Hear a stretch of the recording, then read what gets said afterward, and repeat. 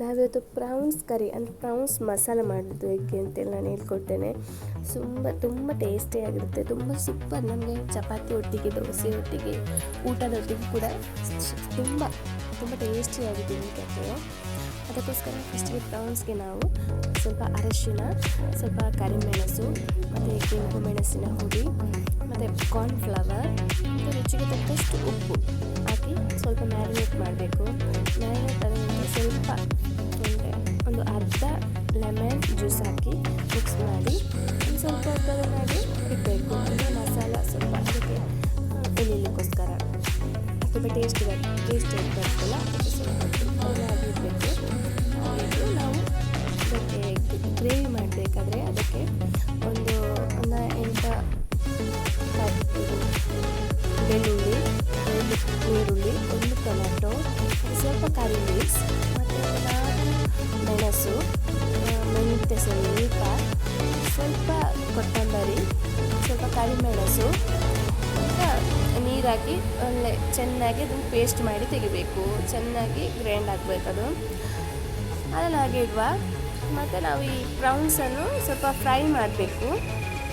ಈಗ ನಾವು ಪ್ರೌನ್ಸನ್ನು ಆಗ ಮ್ಯಾರಿನೇಟ್ ಮಾಡಿದ್ದ ಪ್ರೌನ್ಸನ್ನು ಫ್ರೈ ಮಾಡಿ ತೆಗಿಬೇಕು. ಒಂದು 15 ನಿಮಿಷ ಕಳೆದ ನಂತರ ಪ್ರೌನ್ಸನ್ನು ಫ್ರೈ ಮಾಡಿ ತೆಗಿಬೇಕು. ಈ ಥರ ಫ್ರೈ ಆಗಿ ಬರಬೇಕು.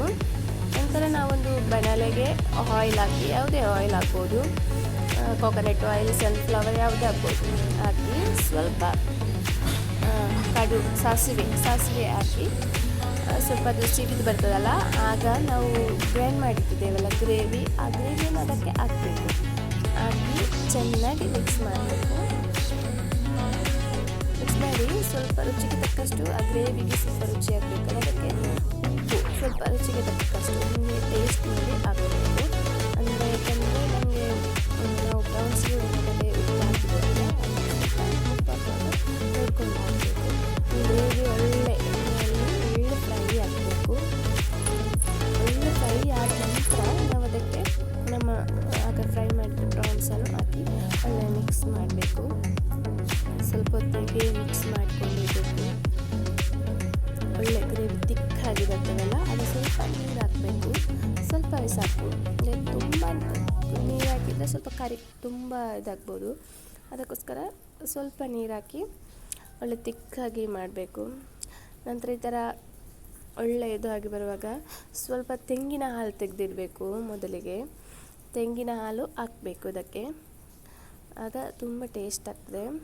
ತೆಂಗಿನ ಹಾಲು ಹಾಕಿ ಒಳ್ಳೆ ಕುದ್ದು ಬರುವಾಗ ನಾವು ಒಳ್ಳೆ ಗ್ರೇವಿ, ನಮಗೆ ತಿಕ್ಕಾಗಿ ಬೇಕಾದರೆ ಸ್ವಲ್ಪ ಹೆಚ್ಚು ಕುದಿಸ್ಕೊಳ್ಬೋದು. ನಮಗೆ ಸ್ವಲ್ಪ ಹೆಚ್ಚು ಕುದಿಸ್ಕೊಂಡ್ರೆ ಅದು ತಿಕ್ಕಾಗಿ ಬರ್ತದೆ. ನಮಗೆ ಗ್ರೇವಿ ಸ್ವಲ್ಪ ಕರಿಯಾಗಿ ನೀರಾಗಿ ಬೇಕು ಅಂದರೆ ಸ್ವಲ್ಪ ಈ ಟೈಮಲ್ಲಿ ನಮಗೆ ಫ್ಲೇಮ್ ಆಫ್ ಮಾಡ್ಬೋದು. ಸ್ವಲ್ಪ ಉಪ್ಪೆಲ್ಲ ನೋಡ್ಕೊಳ್ಳಿ, ಉಪ್ಪು ಟೇಸ್ಟಿಗೆ ನೋಡ್ಕೊಳ್ಳಿ. ಸೂಪರಾಗಿರ್ತದೆ, ಸೂಪರ್ ಟೇಸ್ಟಿ ಗ್ರೇವಿ. ಮಾಡಿ ನೋಡಿ, ಟ್ರೈ ಮಾಡಿ, ಲೈಕ್, ಶೇರ್, ಕಮೆಂಟ್ ಮಾಡಿ.